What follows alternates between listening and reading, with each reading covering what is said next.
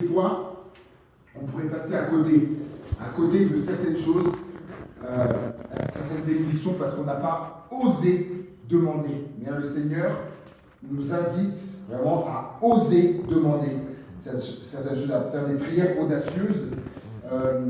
Pour les deux prières précédentes qu'on a vues avec les chrétiens, vous pouvez aller sur le YouTube, voilà, voir il y avait la prière d'Abraham qu'on a vue, et puis mardi la prière de Jaébès. Et là, ce que dit Jésus là, il dit, si quelqu'un dit à cette montagne, ôte-toi de là et jette-toi dans la mer. Et s'il ne doute point en son cœur, mais croit que ce qu'il dit arrive, il le verra s'accomplir. Quand même, dire à une montagne, ôte-toi de là et jette-toi dans la mer, c'est audacieux quand même. Hein. Ah oui. Tu vois, face à cette montagne et dire, ôte-toi de là, jette-toi dans la mer. Wow. Et probablement, qu'il devait y avoir une montagne. Là, quand Jésus leur parle, dans leur champ de vision, il devait y avoir une montagne. Probablement, puisque Jésus dit, si quelqu'un dit à cette montagne, c'est très précis. Donc elle est bien, à ce moment-là, lorsqu'il leur parle, elle est identifiée. Si quelqu'un dit à cette montagne, Jésus ne dit pas si quelqu'un dit à la montagne, ou si quelqu'un dit à une montagne. Non. Il dit si quelqu'un dit à cette montagne, ôte-toi de là, jette-toi dans la mer. Et j'aimerais dire à quelqu'un, parce que des fois on est face à des montagnes, quelle est cette montagne qui est devant toi?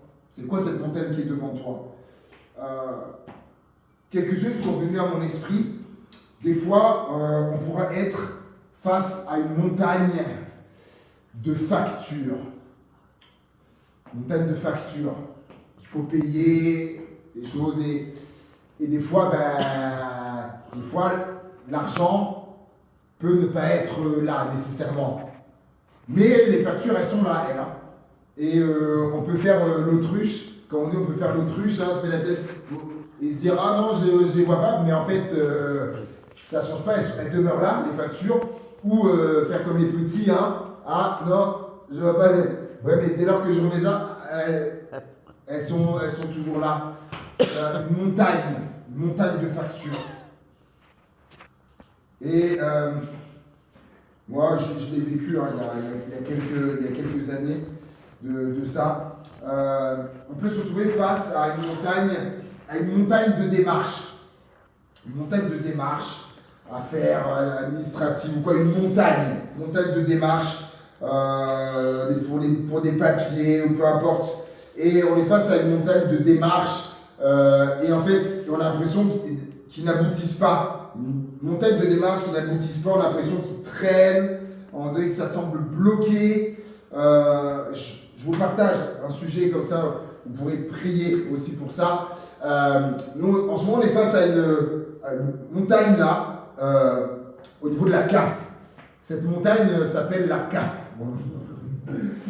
Et en fait, on a reçu il y a un moment un courrier qui disait que en fait, pendant une période de temps, je devais percevoir la prime d'activité, mais par un concours, on ne sait pas. En fait, je ne l'ai pas perçu et ils nous ont dit voilà, vous avez des démarches à faire parce que vous avez droit à ça.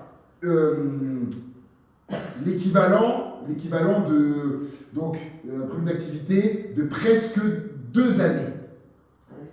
À raison de 150 € par mois, de presque 2 années, voilà, faites le calcul. Alors on s'est dit chouette, super, et du coup, hop, et c'est parti les démarches, voilà, il faut les fournir des bulletins, et ça remonte, il faut aller jusqu'à octobre 2023. Voilà. Donc il a fallu que vous imaginez entre les fiches de paye, les ceci, les cela, et tout ça, voir si, parce que moi aussi j'ai une activité à côté en tant qu'artiste, donc des fois aussi je percevais des choses par rapport au tableau, etc.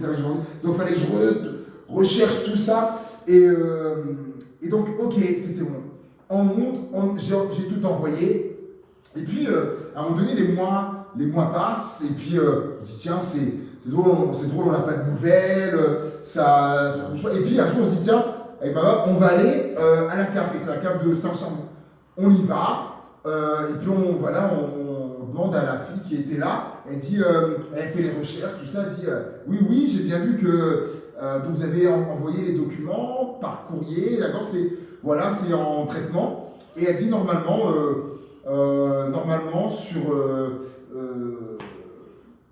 elle me dit voilà, dans quelques temps, normalement vous devriez les avoir. Et puis, le temps passe, rien. Ma femme, elle y retourne, la semaine dernière, vous savez, elle y retourne. Et là, autre discours, on lui dit ah non, mais apparemment, les documents que vous avez envoyés se sont égarés, apparemment, ils se sont égarés, ils ne les ont pas, donc du coup, il faut refaire tout ça. Oh là là, moi quand je vois le temps que j'avais mis, tout ça, je dis c'est pas possible. Et on sent que ça retient un peu là.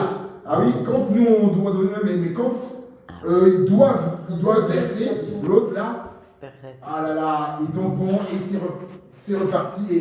Et je dis tiens, je leur soumettrai ça aussi dans la prière parce qu'on sent que, il y a une lutte là, ça retient.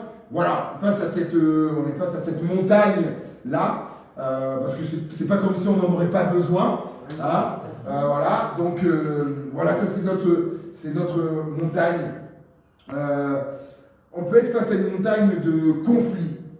Une montagne de conflit dans la famille, peut-être avec un enfant, il y a quelqu'un qui me disait dernièrement, voilà ce qu'elle vit là chez elle. Donc il y a leur fils qui a 28 ans, 28 ou 29 ans, qui vit et qui est chez eux encore. Alors ça c'est pas un problème en soi, il peut arriver que la vie fait que, mais en fait c'est que non, il est là, mais il veut pas travailler, il est bloqué dans sa chambre, il est sur l'ordi du matin au soir, ordi, les jeux, etc.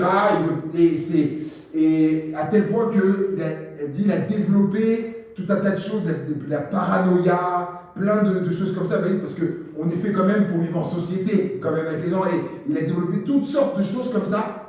Il y a des conflits. Il y a des conflits à la maison, tout ça, et lui avec son père, et je crois qu'une fois, il s'était même battu, je crois, avec son père, et voilà, elle est face à cette montagne de conflits. Ça peut être avec le conjoint, avec le mari, etc.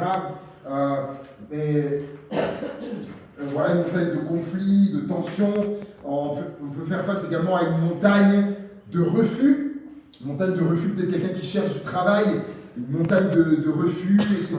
Les CV qui sont envoyés, les entretiens, tout ça, mais le refus à chaque fois. Donc à force, ça fait une montagne quoi, de refus. Et avez-vous remarqué ce que Jésus dit?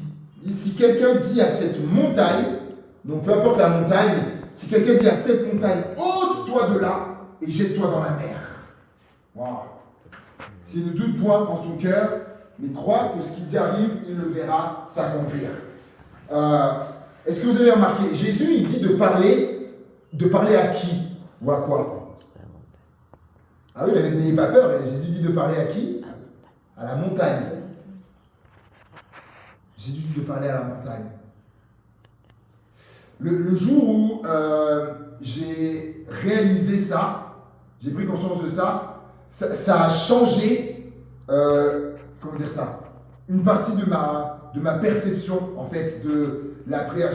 J'avais jamais pris conscience, réalisé ce que Jésus disait à ce moment-là. Pourtant, j'avais lu ça plein de fois. Mais un jour, j'ai pris conscience, Jésus dit, c'est de parler à la montagne. Donc au problème, cette montagne de conflit qui est là, cette montagne de démarche qui est là, à cette montagne de facture, à cette montagne qui est là, Jésus dit c'est à elle qu'il y a ça qu'il faut parler. Alors, ça on n'est pas habitué, hein. On n'est pas habitué. Parce que oui, s'adresser à Dieu, ben oui, d'accord, ben oui, pour eux c'est logique, c'est normal, c'est aussi la prière, hein. Jésus a dit, comme dit de notre Père qui est aux cieux. Voilà. Mais s'adresser à la montagne, ça c'est moins logique. Hein. C'est moins logique. Mais Jésus, il est clair. Il est clair dans ce qu'il dit. Si quelqu'un dit à cette montagne, ôte-toi de là et jette-toi dans la mer. Si je prends un exemple, il y a quelqu'un que je connais au niveau du travail. Elle fait face à une montagne, on va dire, d'obstacles, d'opposition. Elle est dans le domaine de la santé, elle veut changer de service parce que ça ne se passe pas bien. L'ambiance, tout ça, les collègues, les coups, tout ça, oh là là, et elle veut changer. Et ça fait un moment, elle avait dit à sa cadre qu'elle souhaitait changer. Sa cadre, elle s'y oppose depuis des mois. La première fois qu'on en a parlé, je ne sais plus c'était quand, ça fait des mois, et j'ai repris des nouvelles dernièrement, elle m'a dit c'est toujours pareil. Elle s'oppose, la cadre, non, elle ne veut pas, elle s'oppose. Et voilà, elle, c'est sa montagne là. Elle fait face à une montagne d'opposition, d'obstacles. Et tiens, si on prend son exemple à elle, sa montagne qui est là, si elle disait, eh ben, ôte-toi de là, parce que quelque part, sa montagne aussi, c'est sa cadre, sa responsable. Si elle disait, ôte-toi de là et jette-toi dans la mer. En voyant, on se dit, tiens, est-ce que la cadre, d'un seul coup, elle serait envoyée et jetée dans la mer? Il y a longtemps, j'ai eu travaillé en EHPAD. Et à un moment donné, il y avait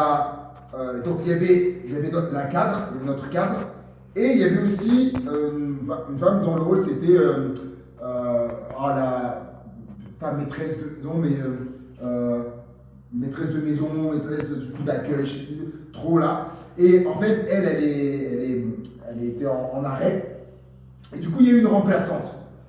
Sauf que la remplaçante trouvait que, donc moi j'étais le dernier arrivé, et elle trouvait que moi, que j'avais pas, en fait, qu'ils avaient fait un recrutement de trop que les autres, parce que les autres, elles suffisaient pour faire le travail, etc. Et que moi, ils m'avaient engagé, mais c'était du plus.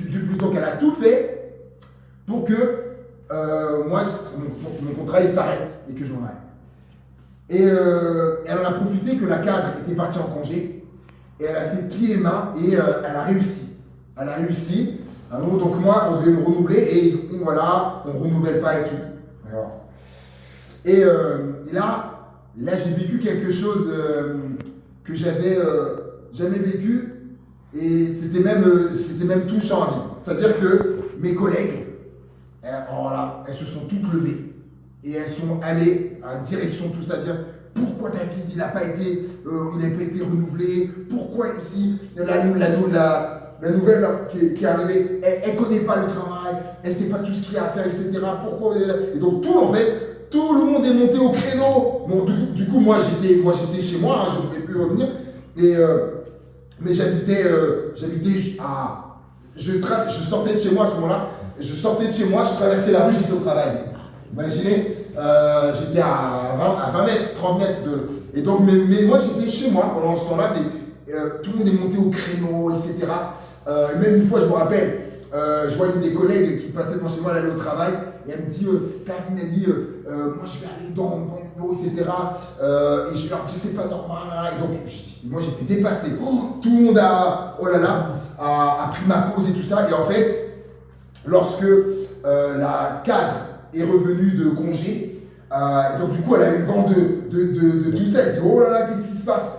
Et en fait, ce qui s'est passé, c'est qu'un jour, je reçois un appel de l'assistante de direction qui me dit oui monsieur Bouillou, du coup voilà, est-ce que on voudrait vous reprendre, est-ce que vous seriez d'accord pour revenir?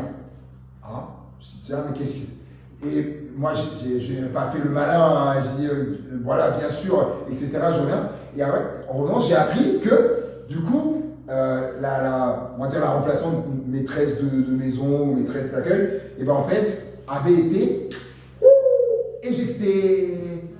Eh oui, ôte-toi de là. Non, elle avait été éjectée. Parce qu'en fait, ils avaient comment dire ça? C'était que, en fait, elle n'avait pas fait du bon travail. C'était ce qu'elle disait, c'était pas avéré. Et ça se passait mal du coup. Hop, là. Donc Dieu est capable même de faire ça. Et je termine en disant qu'il faut de l'audace pour dire à la montagne, ôte-toi de là et jette-toi dans la mer. Donc, quelle que soit la montagne, sur la montagne, donc comme je dis, de conflit, montagne de démarche, montagne de facture, montagne, peu importe la montagne de refus, peu importe. Et Jésus il dit, mais il dit ôte-toi de là et jette-toi dans la mer, et s'il ne doute point en son cœur, donc il donne un élément là. Voilà. Il dit dans le cœur, il ne faut pas douter. Il faut être sûr. Ouais, il faut être sûr. Il ne faut pas douter. Et il dit s'il ne doute pas dans son cœur, mais il croit que ce qu'il dit arrive. Donc il y a deux éléments. Il y a dans le cœur, il ne faut pas douter. Il dit, et il faut croire que ce qu'il dit arrive, que ces factures, et du coup elles vont être balayées parce que Dieu va pourvoir, elles vont être réglées, ou que ces refus, quelqu'un qui est au chômage, les refus, que ça va s'arrêter, il va trouver du travail, etc. Vous voyez, que ce conflit dans ma famille, comme cette femme, j'ai parlé avec son fils qui est là, elle ne doute pas et qu'elle croit qu'à un moment donné, Dieu peut changer les choses, qu'il se réveille, qu'il trouve un travail, qu'il sorte de cette torpeur. Si elle croit, Jésus il dit, eh ben, il le verra s'accomplir. Amen. Ou elle le verra s'accomplir. Et pour ça, il faut l'audace. Il faut l'audace, dire non, d'affronter cette montagne qui est là et de dire, ôte-toi de là et jette-toi dans la mer. Peut-être pour quelqu'un, c'est nouveau. Tu dis, mais j'ai jamais ça. Eh ouais, mais c'est ce que Jésus dit. Et c'est peut-être là la clé. La clé, le basculement pour voir des choses changer. Parce que peut-être jusqu'à aujourd'hui, peut-être qu'on n'avait jamais fait ça. Et peut-être qu'il y a un changement qui va s'opérer à partir d'aujourd'hui parce qu'on aura bien en compte ce que Jésus a dit. Peut-être sur une révélation de dire maintenant, et du coup, je vais faire différemment, Seigneur. Et est-ce on va terminer ces moments peut-être à l'unisson, on va terminer en priant et peut-être vous visualisez peut-être une montagne qui est là. J'ai parlé de quelques montagnes qui sont là, les conflits, les refus, toutes sortes de choses, les factures, toutes sortes de choses. Peut-être vous identifiez, et c'est pas complet, hein. Peut-être vous